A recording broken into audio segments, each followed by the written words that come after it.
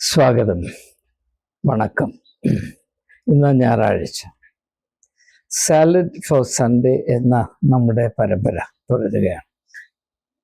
ഇന്നത്തെ നമ്മുടെ ചിന്താവിഷയം യോഹന്നാന്റെ സുവിശേഷം 9-ാം അധ്യായത്തിന്റെ 5-ാം വാക്യത്തിൽ രേഖപ്പെടുത്തിയിരിക്കുന്നത് പോലെ യേശു പറയുന്നു, ഞാൻ ഈ ലോകത്തിലായിരിക്കുമ്പോൾ ലോകത്തിൻ്റെ വെളിച്ചമാണ്. ആ മഹനീയമായ പ്രത്യാശ വർദ്ധിപ്പിക്കുന്ന, ആത്മധൈര്യം ബലപ്പെടുത്തുന്ന പ്രസ്താവനയുടെ ഉള്ളടക്കം നാം എങ്ങനെയാണ് മനസ്സിലാക്കേണ്ടത്? അതാണ് നമ്മുടെ അന്വേഷണ വിഷയം. ഇത് പ്രാവർത്തികമായി വളരെയധികം പ്രാധാന്യം അർഹിക്കുന്ന ഒരു വിഷയമാണ് എന്ന് ഞാൻ പ്രത്യേകം ആരെയും ബോധ്യപ്പെടുത്തേണ്ട എന്നാണ് കരുതുന്നത്. ഇതിൻ്റെ അർത്ഥതലങ്ങൾ അനേകവും ബഹുലവുമാണ്. അത് ഒരു ധ്യാനത്തിൽ കൂടെ പൂർണ്ണമായി വെളിപ്പെടുത്തുവാനോ കൈകാര്യം ചെയ്യുവാനോ ഉപസംഹരിക്കുവാനോ സാധ്യമല്ല എന്ന് നിങ്ങൾക്കറിയാം. ഇന്ന് ഒരു പ്രത്യേകമായ ദിശയിൽ ഈ ഒരു പ്രസ്താവനയെ മനസ്സിലാക്കാൻ നമുക്ക് ഇടയാകട്ടെ എന്ന് പ്രാർത്ഥിച്ചുകൊണ്ട് ഞാൻ ഈ ഒരു ധ്യാനത്തിലേക്ക് നിങ്ങളേവരെയും ക്ഷണിക്കുകയാണ്. ഞാൻ തന്നെ ലോകത്തിൻ്റെ വെളിച്ചം എന്ന് യേശു പറയുമ്പോൾ തീർച്ചയായും അതുകൊണ്ട് മുഖ്യമായി ഉദ്ദേശിക്കുന്നത് വെളിച്ചത്തിൻ്റെ ദൗത്യം എന്താണ് എന്നതുകൊണ്ട് നമുക്ക് മനസ്സിലാക്കാൻ സാധിക്കും. നമുക്കറിയാം, വെളിച്ചം കൊണ്ട് എല്ലാറ്റിൻ്റെയും മാറ്റ്, എല്ലാറ്റിൻ്റെയും വില നമുക്ക് തിരിച്ചറിയാൻ കഴിയും. അന്ധകാരത്തിൽ, രാത്രിയിൽ ഒട്ടും വെളിച്ചമില്ലാത്ത സമയത്ത് ഒരു കല്ലും ഒരു ഡയമണ്ടും കയ്യിലോട്ട് തന്നാൽ രണ്ടിൻ്റെ ഏതാണ്ട് ഒരേ വിലയാണ്. എന്നാൽ സൂര്യൻ ഉദിച്ച് വെളിച്ചം വന്ന് കഴിയുമ്പോൾ രണ്ടിൻ്റെയും വില അങ്ങ് മാറുകയാണ്. അന്ധകാരത്തിൽ ഒന്നിനും ഒരു വിലയില്ല, ഒന്നിനും ഒരു സൗന്ദര്യവുമില്ല, ഒന്നിനും ഒരു പ്രത്യേകതയുമില്ല. എല്ലാം ഒരുപോലെയാണ്. ആ ഒരവസ്ഥയിൽ മനുഷ്യ ജീവിതത്തിന് ഒരു സൗന്ദര്യവും ഉന്മേഷവും ആവേശവും ഉണ്ടാകുവാൻ സാധ്യമല്ല. അതുകൊണ്ട് വെളിച്ചം എന്ന പ്രതീകം കൊണ്ട് നാം മുഖ്യമായി മനസ്സിലാക്കേണ്ടത് വില, മഹത്വം എന്നതാണ്. വെളിച്ചം സമം മഹത്വം. അപ്പോൾ യേശു ലോകത്തിൻ്റെ വെളിച്ചമാണ് എന്ന് പറയുമ്പോൾ ഏതൊരു മർമ്മത്താൽ, ഏതൊരു സ്വാധീനത്താൽ ഈ ലോകത്തിൻ്റെ എല്ലാ അംശങ്ങളുടെയും വില, മേന്മ, മഹത്വം, സൗന്ദര്യം, സാധ്യത വർദ്ധിക്കുവാൻ സാധ്യതയുണ്ടോ, അതിനോടെല്ലാം യേശു എന്ന ആത്മീയ പ്രതിഭാസം ചേർന്ന് നിൽക്കുന്നു എന്നതാണ് അതിൻ്റെ അർത്ഥം. അപ്പോൾ ആത്മീയതയുടെ മുഖ്യമായ ലക്ഷ്യം എല്ലാറ്റിൻ്റെയും വില തിരിച്ചറിയുകയും, തിരിച്ചറിഞ്ഞാൽ മാത്രം പോരാ, തിരിച്ചറിയുന്ന വില എപ്രകാരം ഏതെല്ലാം വിധത്തിൽ ഏതെല്ലാം തോതിൽ വർദ്ധിപ്പിക്കാമോ അതിനുവേണ്ടി ആഹ്ലാദപുരസരം ആവേശത്തോടെ നിരന്തരം അധ്വാനിക്കുകയും ചെയ്യുക. അതാണ് ആത്മീയത. എന്നാൽ അന്ധകാരത്തിലായിരിക്കുന്ന അവസ്ഥയിൽ മനുഷ്യർ നിഷ്ക്രിയരാണ്. അവർക്ക് ആവേശമില്ല, അവർക്ക് പ്രത്യാശയില്ല, അവർക്ക് വേണ്ടതുപോലെ ബോധമില്ല, അവയർനെസ് ഇല്ല, സാധ്യതകളെപ്പറ്റി ഒരു തിരിച്ചറിവില്ല. അതാണ്ട് മരവിച്ച അവസ്ഥയിൽ മനുഷ്യൻ കഴിയുന്നു. അപ്പോൾ നാം ഒരു ദിവസത്തിൽ നിന്ന് മറ്റൊരു ദിവസത്തിലേക്ക് ഒഴുകിപ്പോയിക്കൊണ്ടേയിരിക്കുകയാണ്. ഇംഗ്ലീഷിൽ തന്നെ ഡ്രിഫ്റ്റിംഗ് ത്രൂ ലൈഫ് എന്ന് പറയും. അത് അന്ധകാരത്തിൻ്റെ അവസ്ഥയാണ്. വെളിച്ചത്തിൻ്റെ അവസ്ഥയിൽ നാം ആയി കഴിയുമ്പോൾ ഓരോ ദിവസവും പ്രത്യേകതയുള്ളതും അതിൻ്റെ ഉള്ളടക്കം വലിയ സാധ്യതകൾ നിറഞ്ഞിരിക്കുന്നതുമാണ് എന്ന് നമുക്ക് തിരിച്ചറിയാൻ സാധിക്കും. പെട്ടെന്ന് നമ്മുടെ അനുഭവത്തിൽ, ബോധത്തിൽ, അറിവിൽ എല്ലാറ്റിൻ്റെയും വില ആയിരക്കണക്കിന് പൂർവാധികമായി വർദ്ധിക്കും. അപ്പോൾ അതുകൊണ്ട് യേശു ലോകത്തിൻ്റെ വെളിച്ചം, വളരെ ശ്രദ്ധിക്കണം, ലോകത്തിൻ്റെ വെളിച്ചം എന്നാണ് യേശു പറഞ്ഞത്. ഇതിൻ്റെ ഗാംഭീര്യം, ഇതിൻ്റെ വ്യാപ്തി ക്രിസ്ത്യാനികൾ വേണ്ടതുപോലെ മനസ്സിലാക്കുന്നുണ്ടോ എന്നത് വളരെ വളരെ സംശയമാണ്. അപ്പോൾ യേശുവിൻ്റെ ദൗത്യം ചില ആളുകളെ സ്വർഗത്തിലോട്ട് കൊണ്ടുപോകുക എന്നതായിരുന്നില്ല. സ്വർഗത്തിലോട്ട് പോകുന്നത് മോശമാണെന്നല്ല ഞാൻ പറയാൻ ഉദ്ദേശിക്കുന്നത്, ദയവായി തെറ്റിദ്ധരിക്കരുത്. യേശുവിൻ്റെ ദൗത്യം അവരൊക്കെ എത്രയോ വിശാലമായിരുന്നു. ഈ ലോകത്തിൻ്റെ, അതായത് ദൈവം സൃഷ്ടിക്കുകയും നന്ന് എന്ന് കണ്ട് സൃഷ്ടിച്ച് അതിനെ ആസ്വദിക്കുകയും ചെയ്ത ദൈവത്തിൻ്റെ പക്ഷത്ത് നിന്നുകൊണ്ട് ഈ സൃഷ്ടിക്ക് നഷ്ടപ്പെട്ടു പോയ അതുല്യമായ വില പൂർണ്ണമായി വീണ്ടെടുക്കാനുള്ള ദൈവത്തിൻ്റെ ഇടപെടലിൻ്റെ പേരാണ് യേശു എന്ന് ക്രിസ്ത്യാനി മനസ്സിലാക്കുന്നില്ല. അത് ഏതെങ്കിലും ഒരു മതവിഭാഗത്തിൻ്റെ വേലിക്കകത്ത് നിൽക്കേണ്ട മർമ്മമല്ല. സർവ ലോകത്തെയും ഒന്നുപോലെ ഉൾക്കൊള്ളുകയും സൃഷ്ടിയുടെ ആകമാനമായ വില വീണ്ടെടുക്കുന്നതിന് വേണ്ടി ഏതു വിലയും കൊടുത്ത് അധ്വാനിക്കുകയും ഇടപെടുകയും ചെയ്യാൻ മനസ്സുള്ള, ആവേശം അനുഭവിക്കുന്ന ഒരു പ്രതിഭാസത്തിൻ്റെ പേരാണ് യേശു എന്നുള്ളത്. അതൊരു വ്യക്തി മാത്രമല്ല. അത് നാം അറിയുന്നതിന് വേണ്ടിയാണ് യേശു പറഞ്ഞത്, ഞാൻ ഈ ലോകത്തിൻ്റെ വെളിച്ചമാണ്. വെളിച്ചം ഒരു വ്യക്തി മാത്രമല്ല എന്ന് തീർച്ചയായും നമുക്കറിയാം. അത് ഒരു വലിയ മർമ്മമാണ്. ആ മർമ്മത്തിൻ്റെ അവസ്ഥയിൽ കൂടെ വിശാലമായി യേശുവിൻ്റെ ദൗത്യത്തെയും അതിൻ്റെ വ്യാപ്തിയെയും അതിൻ്റെ സമകാലീന പ്രസക്തിയെയും നാം മനസ്സിലാക്കണമെന്ന താല്പര്യമാണ് ഇവിടെ കുടികൊള്ളുന്നത്. നമുക്കറിയാം, യേശുവിൻ്റെ സമീപത്ത് ആരൊക്കെ വന്നിട്ടുണ്ടോ, ഒന്നോ രണ്ടോ പേരൊഴിച്ചാൽ അവരുടെ എല്ലാം വില വർദ്ധിക്കുന്നതായി നാം സുവിശേഷങ്ങളിൽ കാണുന്നു. അത്ഭുതവഹമായി അവരുടെ ചിന്തയ്ക്കും വിഭാവനയ്ക്കും അപ്പുറത്ത്. ഒരു ചെറിയ ഉദാഹരണം പറഞ്ഞാൽ, മഗ്ദലക്കാരി മറിയ എല്ലാവരുടെയും കണ്ണിൽ അവഗണനയ്ക്കും അപമാനത്തിനും മാത്രം പാത്രീഭൂതയായി എല്ലാവരാലും ഉപേക്ഷിക്കപ്പെട്ട് കഴിഞ്ഞുകൂടിയ ഒരു സ്ത്രീ. അവ ജീവിച്ചിരിക്കുമ്പോൾ തന്നെ മരിച്ചുപോയ അവസ്ഥയിലായിരുന്ന 7 ഭൂതങ്ങൾ ബാധിച്ച, എന്ന് പറഞ്ഞാൽ ആർക്കും അവിടെ അടുത്ത് പോലും വരാൻ താല്പര്യമില്ലാത്തൊരവസ്ഥയിലായിരുന്ന മഗ്ദലക്കാരി മറിയയെ യേശു രൂപാന്തരം നൽകി ഏത് മഹനീയമായ അവസ്ഥയിലേക്ക് ഉയർത്തി എന്ന് നോക്കുമ്പോൾ ലോകത്തിലെമ്പാടുമുള്ള സ്ത്രീകൾക്ക് ഇത് എത്രമാത്രം പ്രചോദനം നൽകേണ്ടതാണ്. നമുക്കറിയാം, ചരിത്രത്തിലാകമാനം ഈ നാൾ വരെയും സ്ത്രീകളുടെ രോദനം എന്താണ്? പുരുഷ അധികാര കേന്ദ്രീകൃതമായ ഈ സാമൂഹ്യ, രാഷ്ട്രീയ, സാംസ്കാരിക, മത സംവിധാനങ്ങളിൽ സ്ത്രീകളുടെ വില ആരും അംഗീകരിക്കുന്നില്ല. അവരെ വെറും കരുക്കളായി ഉപയോഗിക്കുന്നു. അവർക്ക് വേണ്ട അവസരമോ അംഗീകാരമോ നൽകുന്നില്ല. അവരെ മാനിക്കുന്നില്ല. അവരുടെ വില ആരും അറിയുന്നില്ല. എന്നാൽ യേശു അങ്ങനെ അല്ലായിരുന്നു എന്ന് നമുക്കറിയാം. 2000 വർഷങ്ങൾക്ക് മുൻപ്, പ്രത്യേകിച്ച് യഹൂദ സമൂഹത്തിൽ സ്ത്രീകൾ ഏറ്റവും അധികം പരാധീനതകൾ അനുഭവിച്ചിരുന്ന ഒരു കാലഘട്ടത്തിൽ തൻ്റെ അടുത്ത് വന്ന എല്ലാ സ്ത്രീകളുടെയും വില അന്നത്തെ സമൂഹം അംഗീകരിക്കാൻ അല്പം പോലും താല്പര്യമില്ലാതെ ഇരുന്ന സാഹചര്യത്തിൽ യേശു അത് വിപ്ലവാത്മകമായി വെളിപ്പെടുത്തിയിട്ടുണ്ട് എന്ന് നമുക്കറിയാം. എൻ്റെ അനേക സംഭവങ്ങളുണ്ട്. അത് ഓരോന്നോരോന്നായി പെറുക്കി പരിഗണിക്കാനുള്ള സാവകാശം നമുക്ക് ഇല്ലല്ലോ.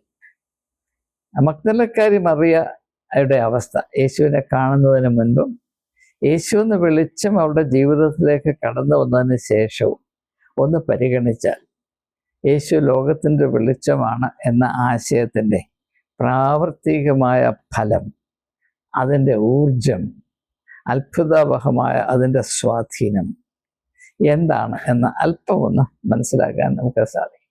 നമുക്ക് മുൻപോട്ട് പോകാം. ഈ ഒരു വെളിച്ചത്തിൽ നമുക്ക് നമ്മെ തന്നെ പരിശോധിക്കേണ്ട ആവശ്യമുണ്ട്. നമ്മുടെ അവസ്ഥ എന്താണ്? നമുക്കറിയാം, ഉൽപ്പത്തി പുസ്തകത്തിൻ്റെ 3-ാം അധ്യായത്തിൽ ആദാമും ഹവ്വായും അനുസരണക്കേടിൽ കൂടെ ദൈവത്തിൻ്റെ കൃപയിൽ നിന്ന് വീണുപോയപ്പോൾ അവർ ദൈവത്തിൻ്റെ സന്നിധിയിൽ നിന്ന് ഒളിച്ചിരുന്നു എന്ന് നാം വായിക്കുന്നു. They went and hid themselves from the presence of God. ഇത് മനുഷ്യൻ്റെ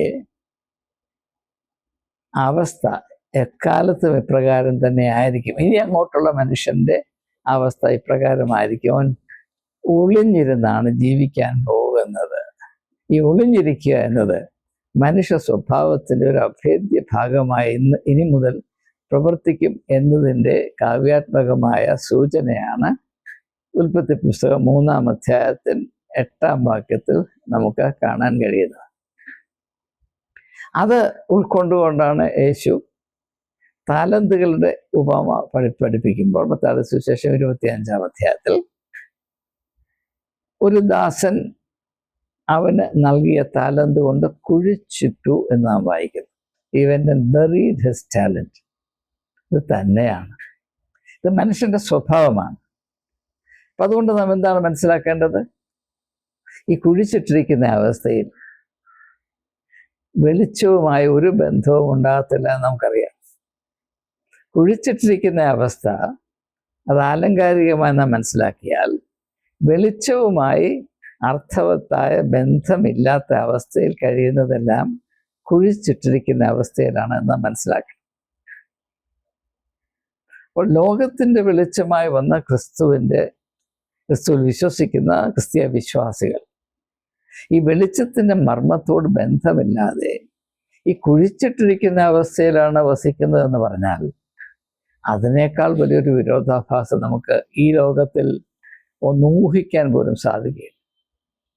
അപ്പോൾ ആദാമ്യ പരമ്പരയിൽ ഉൾപ്പെട്ടിരിക്കുന്ന നാം പ്രത്യേകം ശ്രദ്ധിക്കേണ്ട ഒരു അപകടം, പ്രത്യേകമായി ഒഴിവാക്കേണ്ട ഒരു അപകടം, നാം ഇപ്രകാരം മറഞ്ഞിരിക്കുകയും നമ്മുടെ വ്യക്തിത്വത്തെ കൊണ്ട് കുഴിച്ചിടുകയും ചെയ്യേണ്ട സാധ്യതയുണ്ട്. അത് സാർവലൗകികമായ ഒരു അപകടമായതുകൊണ്ടാണ് ലോകത്തിൻ്റെ വെളിച്ചമായി യേശുക്രിസ്തു ചരിത്രത്തിലേക്ക് കടന്നു വന്നത് എന്നത് എന്നെ സംബന്ധിച്ചിടത്തോളം അതിമനോഹരമായ ഒരു തിരിച്ചറിവാണ്.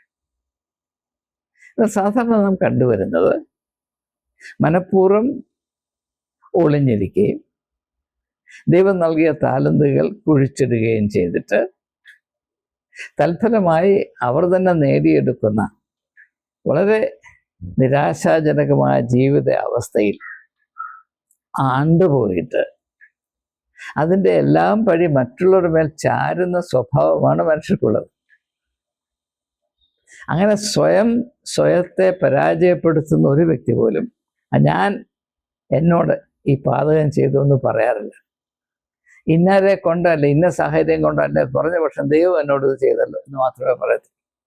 നമുക്ക് എല്ലാവർക്കും പരിചിതമായ ഒരു പ്രതിഭാസമാകിയാൽ ഞാൻ കൂടുതലായി വിശദീകരിക്കുന്നില്ല. നാം ഒരിക്കലും നമ്മോട് തന്നെ ചെയ്ത പാതകത്തിൻ്റെ ഉത്തരവാദിത്വം ഏറ്റെടുക്കാറില്ല. അത് ഉൽപ്പത്തി പുസ്തകം 3-ാം അധ്യായത്തിൻ്റെ 16-ാം വാക്യം മുതലുണ്ട്. ദൈവം മാതാവിനോട് ചോദിക്കും, നീ എന്താ ഇങ്ങനെ ചെയ്തത്? എന്നെ പറയും, നീ തന്ന സ്ത്രീ ചോദിക്കും, നീ എന്താ ഇങ്ങനെ ചെയ്തത്? നീ ഉണ്ടാക്കിയ പാമ്പ്. ആരും അവരുടെ അവസ്ഥയെ പറ്റിയുള്ള ഉത്തരവാദിത്വം ഏറ്റെടുക്കാൻ ശക്തിയുള്ളവരല്ല. അതുകൊണ്ടാണ് എല്ലാറ്റിൻ്റെയും ഉത്തരവാദിത്വം ഏറ്റെടുക്കാനായ മനുഷ്യപുത്രൻ ലോകത്തിലേക്ക് വന്നത് എന്ന് നാം തിരിച്ചറിയണം. ഇതൊക്കെ എത്രയോ അർത്ഥവത്തായ ആശയങ്ങളാണ്. നമുക്ക് വീണ്ടും തുടർന്ന് മുന്നോട്ട് സഞ്ചരിക്കും. ഇനിയും യേശു ലോകത്തിൻ്റെ വെളിച്ചമാണ്. യേശു നമ്മുടെ വിശ്വാസത്തിൻ്റെ നായകനും പൂർത്തി വരുത്തുന്നവനുമാണ്. യേശു നമ്മുടെ സഭയുടെ അടിസ്ഥാനമാണ്, അല്ലെങ്കിൽ സഭയുടെ നാഥനാണ് എന്നൊക്കെ നമ്മൾ പറയാറുണ്ട്. എന്നാൽ നാം യഥാർത്ഥത്തിൽ ആചരിക്കുന്ന കൂട്ടായ്മയും നാം വെച്ചു പുലർത്തുന്ന നമ്മുടെ തന്നെ വ്യക്തിത്വവും നമ്മുടെ വിശ്വാസ സമൂഹത്തിൻ്റെ അവസ്ഥയുമൊക്കെ വെളിച്ചത്തിൻ്റെ അവസ്ഥയാണോ അല്ലയോ എന്നല്പം ഒന്ന് ചിന്തിക്കുവാൻ നമുക്ക് കടമയില്ലയോ? അതുകൊണ്ട് അത് ഒന്ന് തിരിച്ചറിയാൻ സഹായകമായി ഞാനൊരു സൂചന യേശുവിൻ്റെ വെളിപ്പെടുത്തലിനെ മാത്രം ആധാരമാക്കി ഇവിടെ ഒന്ന് പരിഗണിക്കാൻ പോകുകയാണ്. നിങ്ങളൊരു കൂട്ടായ്മയിലെ അംഗമാണ്, നിങ്ങളൊരു സഭയിലെ അംഗമാണ്, നിങ്ങളൊരു സ്ഥാപനത്തിലെ അംഗമാണ്, ക്രിസ്തീയം എന്ന് പറയുന്ന സ്ഥാപനത്തിലെ അംഗമാണ്. നിങ്ങളൊരു സംരംഭത്തിൽ ഏർപ്പെട്ടിരിക്കുന്നു, ക്രിസ്തീയ സംരംഭത്തിൽ ഏർപ്പെട്ടിരിക്കുന്നു. ഇതിന് എന്തെങ്കിലും ആത്മീകമായ സ്വഭാവമുണ്ടോ? അത് ന്യായമായും അറിയേണ്ട കാര്യമാണല്ലോ, അധികപ്പറ്റല്ലല്ലോ. അതറിയാനുള്ള മാർഗം ഏറ്റവും സരളവും ഏറ്റവും അവിശ്വസനീയവുമായ, അതായത് തെറ്റ് വരാതിരിക്കുക, ഫുൾ പ്രൂഫ് ടെസ്റ്റ് എന്താണ്? ഒറ്റ കാര്യം, നിങ്ങൾ ആ പ്രസ്ഥാനത്തിലായിരിക്കുമ്പോൾ, ആ കൂട്ടായ്മയിലായിരിക്കുമ്പോൾ, ആ സഭയിൽ ആയിരിക്കുമ്പോൾ വിലമതിക്കപ്പെടുന്നുണ്ടോ ഇല്ലയോ? പണക്കാരെ വിലമതിക്കും, അവർക്ക് കസേര കൊടുക്കും, അതല്ല ഞാൻ പറഞ്ഞു. നിങ്ങൾ ഒരു വ്യക്തി എന്ന നിലയിൽ നിങ്ങളുടെ സാമ്പത്തികവും ഭൗതികവുമായ അവസ്ഥകളെ മാറ്റിവെച്ചിട്ട് നിങ്ങൾ ഒരു ദൈവ പൈതലാണ്, ദൈവത്തിൻ്റെ രൂപവും സാദൃശ്യവും പേറുന്ന അതുല്യമായ ഒരു വ്യക്തിത്വത്തിൻ്റെ, പ്രത്യേകതയുള്ള വ്യക്തിത്വത്തിൻ്റെ ഉടമയാണ്. നിങ്ങളെപ്പറ്റി ദൈവത്തിന് പ്രത്യേകമായ ഒരു പ്ലാനും പദ്ധതിയുമുണ്ട് എന്ന വിധത്തിൽ നിങ്ങളെ കണ്ട് ആ പ്ലാനും പദ്ധതി നിർവഹിക്കത്തക്കവണ്ണം നിങ്ങളെ സജ്ജീകരിക്കാൻ സഭയ്ക്ക് കടമയുണ്ട് എന്ന് തിരിച്ചറിഞ്ഞ് നിങ്ങളോട് ബന്ധം പുലർത്തുന്ന ഒരു കൂട്ടായ്മയുണ്ടെങ്കിൽ, ഒരു സഭയുണ്ടെങ്കിൽ, ഒരു പ്രസ്ഥാനമുണ്ടെങ്കിൽ അത് ആത്മീയമായ സംസ്കാരമുള്ള ഒരു സഭയും കൂട്ടായ്മയും പ്രസ്ഥാനവുമാണ്. അല്ല, നിങ്ങൾ വെറും ഒരു ആട്ടിൻ കൂട്ടത്തിൽ എന്ന് പറഞ്ഞ് നടക്കുന്ന ആടാണ്, പിന്നെ കറക്കേണ്ട സമയത്ത് കറക്കാം എന്ന വിധത്തിലാണ് നിങ്ങളുടെ അവസ്ഥയെങ്കിൽ യാതൊരു സംശയവും വേണ്ട, അവിടെ ആത്മീയത തൊട്ട് തേച്ചിട്ടില്ല എന്ന് അല്പം പോലും ശങ്കിക്കാതെ നിങ്ങൾക്ക് തിരിച്ചറിയാൻ കഴിയണം. കാരണം നിങ്ങൾ സുവിശേഷം അല്പം ഒന്ന് ശ്രദ്ധിക്കുമെങ്കിൽ, യേശുവിൻ്റെ കാഴ്ചപ്പാട്, സമീപനം അല്പം നിങ്ങളൊന്ന് മനസ്സിലാക്കാൻ ശ്രമിക്കുമെങ്കിൽ, ഇതാണ് ഏറ്റവും അർത്ഥവത്തായും മനോഹരമായും എൻ്റെ മനസ്സിൽ എപ്പോഴും പറഞ്ഞിട്ടുള്ളത്. അവൻ ഓരോ വ്യക്തിയെയും അവൻ്റെ വ്യക്തിത്വത്തിൻ്റെ പ്രത്യേകതയിൽ ബഹുമാന പുരസ്സരം ദൈവത്തിൻ്റെ നിത്യനോണം കരുതുകയും വിലമതിക്കുകയും അതുകൊണ്ട് അവർക്ക് ശുശ്രൂഷ ചെയ്യുകയും ചെയ്തു. അതിന് ശിഷ്യന്മാരുടെ കാല് കഴുകുക എന്ന് പറഞ്ഞാൽ അർത്ഥം എന്താണ്? അതിനെ നമ്മൾ അർത്ഥശൂന്യമായ ഒരു നാടകമാക്കി മാറ്റിക്കളഞ്ഞു. അതിൻ്റെ അർത്ഥം ആരും മനസ്സിലാക്കുന്നില്ല.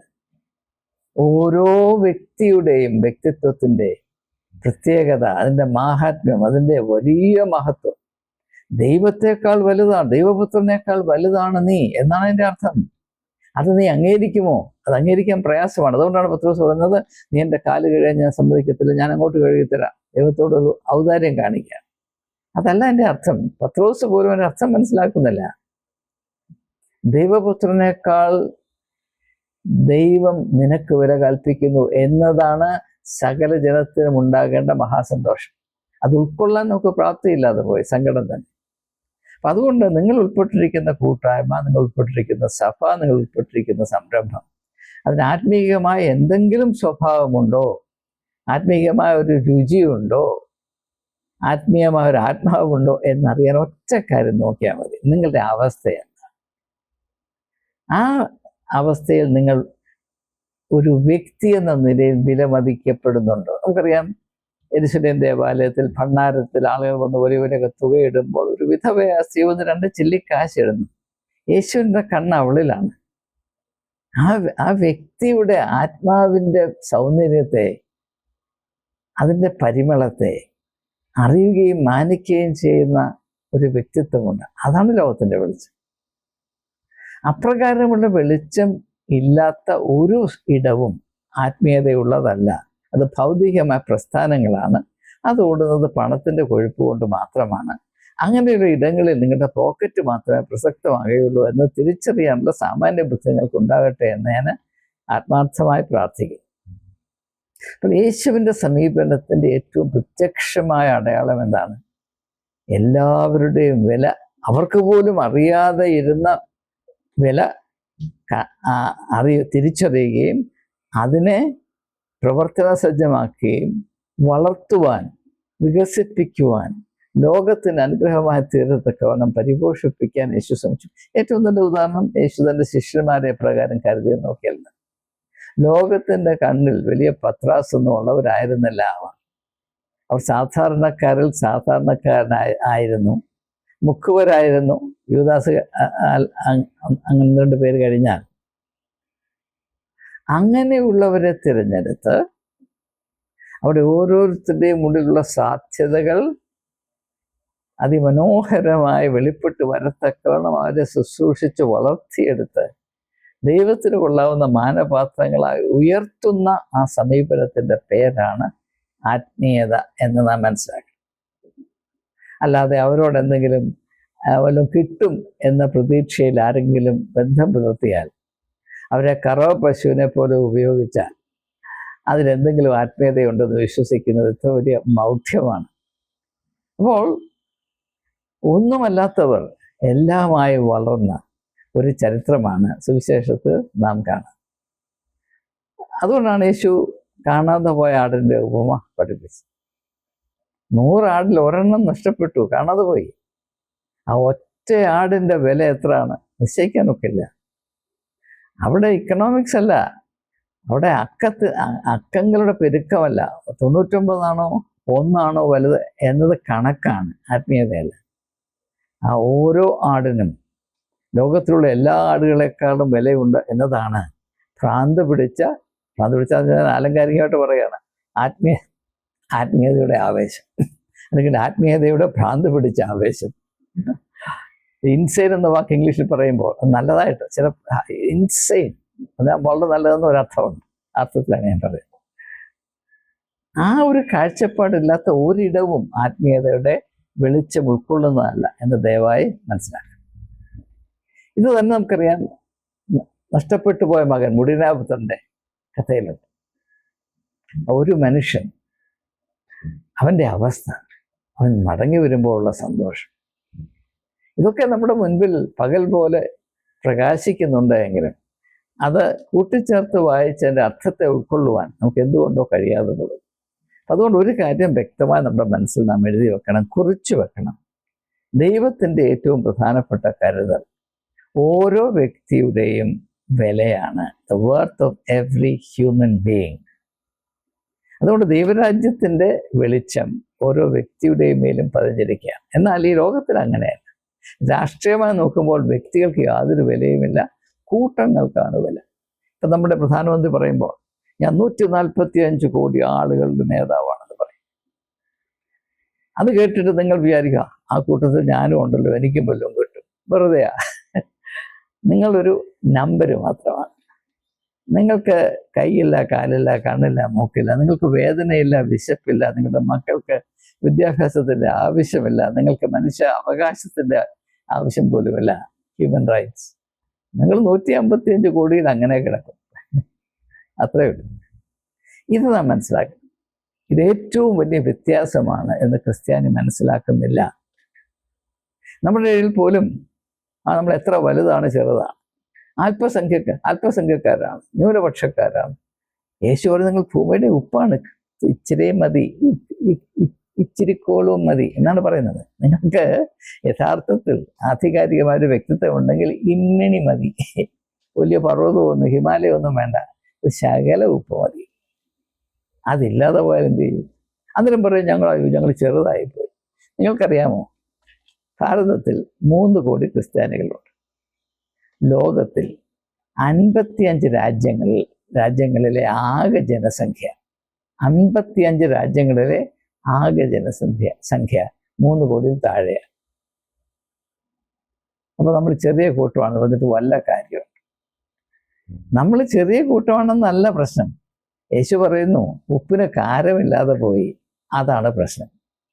ആ പ്രശ്നം തിരിച്ചറിഞ്ഞാൽ എന്തെങ്കിലും മറുമരുന്ന് കണ്ടുപിടിക്കാൻ നാം ശ്രമിക്കുന്നുമില്ല. ഇങ്ങനെ ചെറിയ കൂട്ടമാണ് എന്ന് പറഞ്ഞിങ്ങനെ ഇരിക്കുക. ഇത് നമ്മുടെ മനസ്സിൽ വെളിച്ചമില്ലാത്തതുകൊണ്ട് മാത്രം വരുന്ന ഒരു അപാകതയും പരാധീനതയുമാണ്. അപ്പൊ ഈ ഒരു അർത്ഥത്തിൽ വേണം നാം പാപത്തെ മനസ്സിലാക്കാൻ. പാപം എന്നാൽ എന്താണ്? വ്യക്തികൾ അവരുടെ ദൈവികമായ സാധ്യതകളോട് നീതി പുലർത്തുവാൻ കഴിയാതെ അവരുടെ വ്യക്തിത്വത്തിന്റെ വില ഇടിക്കുന്ന അനുഭവത്തിലേക്ക് മനഃപൂർവ്വം കടന്നു പോകുന്ന എല്ലാ അവസ്ഥകളും അവസരങ്ങളും അനുഭവങ്ങളും പാപമാണ്. നമ്മൾ അങ്ങനെയല്ല പാപത്തെ മനസ്സിലാക്കുന്നത്. സമയത്തിന് പരിമിതിയോട് ഞാൻ കൂടുതലായി വിശദീകരിക്കുന്നില്ല. Any state in which the individual fails to do justice to himself or herself, that is sin. അങ്ങനെ വേണം നാം എന്നെ മനസ്സിലാക്കി.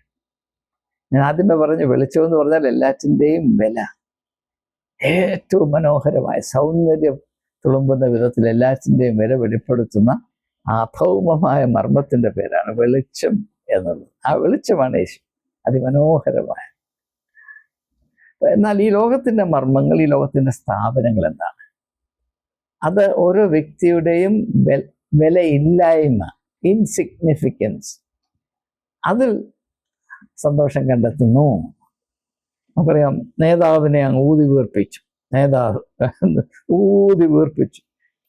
നേതാവ് വളരും തോറും ജനം കൂപ്പുകുത്തുകയാണ്.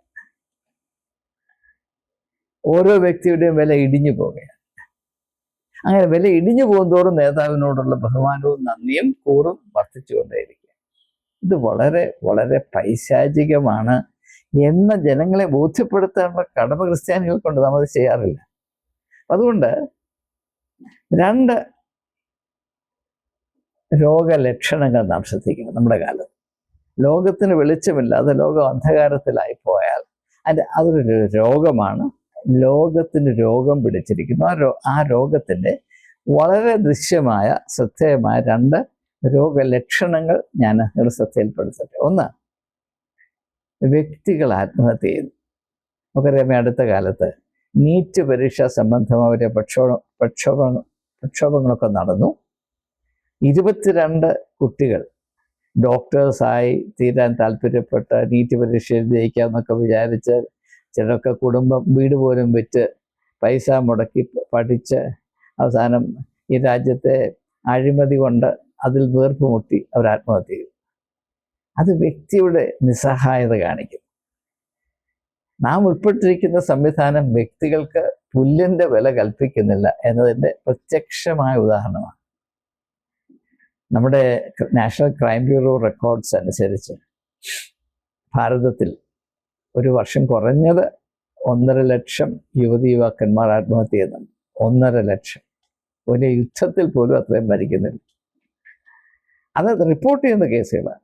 എന്നാൽ റിപ്പോർട്ട് ചെയ്യാത്ത കേസുകൾ അതിൻ്റെ 5 ഇരട്ടിയെങ്കിലും ആയിരിക്കും എന്നതാണ് ഇതിനെപ്പറ്റി വിവരമുള്ളവർ പറയുന്നത്. ഒരു വലിയ ഒരു രോഗമാണ്, ഒരു എപ്പിഡമിക്കാണ്. വ്യക്തികൾക്ക് യാതൊരു വിലയുമില്ലാതെ വരുമ്പോൾ, അവരെ കരുതാതെയാകുമ്പോൾ, അവർ വീർപ്പ് മുട്ടുമ്പോൾ, പിന്നെ അവരുടെ മുമ്പിൽ അവശേഷിക്കുന്ന ഏക മാർഗം ആത്മഹത്യ ചെയ്യുക എന്നാണ്. അത് ചെയ്യണമെന്നല്ല ഞാൻ ഈ പറയുന്നത്. അത് ഒരു രോഗലക്ഷണമാണ്. നമ്മുടെ സമൂഹത്തിൻ്റെയും നാം ആയിരിക്കുന്ന അവസ്ഥയുടെയും രോഗാതുരതയുടെ ഒരു ലക്ഷണം. രണ്ടാമത്, അതിനോട് തന്നെ വളരെ അടുത്ത് ബന്ധമുള്ളതാണ് ഈ VVIP കൾച്ചർ. നിങ്ങൾക്കും എനിക്കും ഒരു വിലയുമില്ല. VVIP വന്നാൽ നമ്മൾ റോഡിൽ നിന്ന് മാറിക്കൊടുക്കണം. പണ്ട് ഈ വരേണ്യവർഗത്തിൽപ്പെട്ട ആളുകൾ വന്നാൽ കീഴാളൻ മാറിക്കൊടുക്കണം എന്ന് പറയുന്നത് പോലെയാണ് ഇപ്പോൾ VVIP വന്നു കഴിഞ്ഞാൽ ബാക്കി എല്ലാവരും മാറി നിൽക്കണം. ഇപ്പൊ പ്രധാനമന്ത്രി വരുന്നെന്ന് പറഞ്ഞാൽ 2-3 മണിക്കൂർ വരുന്ന നമുക്ക് വഴിനടക്കാനൊക്കത്തില്ല. നമ്മൾ റോഡ് ടാക്സ് ഒക്കെ കൊടുക്കുന്നവരാണ്, പക്ഷേ റോഡ് നമുക്ക് ഉപയോഗിക്കാനുള്ളത്. ഇതാണ് നമ്മുടെ അവസ്ഥ. അതിൽ നിന്ന് വളരെ വ്യത്യസ്തമായിട്ട് യേശു എന്ന് പറയുന്നു, മനുഷ്യപുത്രന് തല ചായ്ക്കാൻ ഇടമില്ല. അവിടെ കൊണ്ടും തീരുന്നില്ല. അതിനോട് നിങ്ങൾ എൻ്റെ എന്നിലേക്ക് വരുകയും, അങ്ങനെ പറയുന്ന ഒരു VVIP, അങ്ങനെ പറയുന്ന ഒരു പ്രൈം മിനിസ്റ്റർ നമുക്ക് ചിന്തിക്കാൻ സാധിക്കും. നിങ്ങൾ എൻ്റെ അടുത്ത് വരുവേൻ. അവിടെയും അവസാനിക്കുന്നില്ല. പിന്നെ പറയുന്നത് നിങ്ങൾ എന്നിൽ വസിപ്പീൻ. ഇതെന്താ ഭ്രാന്തുണ്ടോ? നമുക്ക് ചിന്തിക്കും. ഈ ലോകത്തിൻ്റെ മാനദണ്ഡം വെച്ച് നമ്മൾ നടന്നു നോക്കിയാൽ അയ്യോ എന്താ ഭ്രാന്താണ് നോക്കുന്നത്. ലോകത്തിലെ നേതാക്കന്മാരുടെ മാന്യത എന്താണ്? അടുത്തു വരരുത്, മാറി നിന്നോണം. ഇതാണ്. ഇത് നമുക്ക് മനസ്സിലാക്കാൻ കഴിയുന്നില്ല. കാരണം നമ്മുടെ തലച്ചോറ് പ്രകാരം അങ്ങ് കട്ടിപിടിച്ചിരിക്കുകയാണ്. ഈ ഒരു ലോകത്തിൻ്റെ ആ മർമ്മത്തിനനുസരിച്ച് നാം കട്ടിപിടിച്ചിരിക്കും. അതുകൊണ്ട് നമുക്ക് നമ്മോട് തന്നെ നിർവഹിക്കേണ്ട ചില കടമകളുണ്ട്. അതെങ്കിലും തിരിച്ചറിയാൻ ഇടയായിരുന്നുവെങ്കിൽ കൊള്ളായിരുന്നു. ഒന്ന്, നമ്മുടെ വില എന്താണ് എന്ന് തിരിച്ചറിയുകയും അതിനെ കഴിയുന്നത്രയും വളർത്തി അത് മറ്റുള്ളവർക്ക് അനുഗ്രഹമായി തീരത്തക്കവണ്ണം കാത്തു സൂക്ഷിക്കുകയും പ്രയോജനപ്പെടുത്തുകയും ചെയ്യുക എന്നത് നമ്മുടെ ഏറ്റവും പരിപാവനമായ കടമയായി നാം മനസ്സിലാക്കണം. ഇതിൽ 2 കാര്യങ്ങൾ അടങ്ങിയിട്ടുണ്ട്. ഒന്ന്, നാം തെണ്ടികളായി പോകരുത്. ഞാൻ പല വീഡിയോകളും പറഞ്ഞിട്ടുണ്ട്, മതമെന്ന് പറഞ്ഞാൽ ഏതാണ്ട് അഭൗമമായ തെണ്ടലാണ്. ഹോളി, പരിശുദ്ധമായ തെണ്ടലാണ് മതം. അത് തരണേ, ഇത് തരണേ, അത് തരണേ, ഇത് തരണേ, ദൈവമേ നീ എന്നെ അങ്ങ് എടുത്തോണേ എന്ന് വരെ പറഞ്ഞു. അതിന് ഒന്നും ആവശ്യമില്ല. ദൈവം നിങ്ങൾക്ക് നൽകിയിട്ടുള്ള കഴിവുകൾ, താലന്തുകൾ, സാധ്യതകൾ വിലമതിക്കുകയും അതിനെ വേണ്ടതുപോലെ വളർത്തിയെടുക്കുവാൻ നിങ്ങൾ കൂട്ടാക്കുകയും ചെയ്താൽ ഇങ്ങനെ തെണ്ടികളാകേണ്ട കാര്യമില്ല, ഭിക്ഷ യാചിക്കേണ്ട കാര്യമില്ല. അത് നിങ്ങളുടെ അഭിക്ഷ യാചിക്കുന്നത് നിങ്ങളുടെ വ്യക്തിത്വത്തോട് നിങ്ങൾ കാണിക്കുന്ന അപരാധമാണ് എന്ന് തിരിച്ചറിയാം. ഒന്ന്. രണ്ടാമത്, നമ്മുടെ താലന്തുകൾ നാം വിലമതിക്കുകയും പ്രയോഗിക്കുകയും വളർത്തിയെടുക്കുകയും ചെയ്യണം. Apply and multiply your talents. ഞാൻ ആദ്യം പറഞ്ഞു ഡു നോട്ട് ബിക്കം ബെഗേഴ്സ്. 2, നിങ്ങളുടെ താലന്തുകൾ, ദൈവം നിങ്ങൾക്ക് നൽകിയ നിധികളില്ലേ, അത് വേണ്ടതുപോലെ തിരിച്ചറിഞ്ഞ് വിലമതിച്ച് പ്രയോഗിച്ച് വർദ്ധിപ്പിച്ച് നിങ്ങൾ സമ്പന്നരായി തീരുകയും നിങ്ങളിൽ തന്നെ നിങ്ങൾ സമ്പന്നരായി തീരുകയും. രണ്ടാമതായിട്ട്, ഈ ലോകത്തിലെ ഒരു മർമ്മവും നിങ്ങളുടെ വ്യക്തിത്വത്തിൻ്റെ നിഷ്കളങ്കത, അഖണ്ഡത നശിപ്പിക്കാതിരിക്കാൻ നിങ്ങൾ കൂട്ടാക്കുകയും do not let anything in the world corrupt your worth. മൂന്നാമത്, do not allow yourself to be used by anyone. കറവ പശുവിനെ പോലെ നിങ്ങളെ വെച്ച്, അല്ലെങ്കിൽ നിങ്ങളെ കുരങ്ങനെ കൊണ്ട് ചൂട് പായസം വാരിപ്പിക്കുക എന്നൊക്കെ മലയാളത്തിലുണ്ടല്ലോ.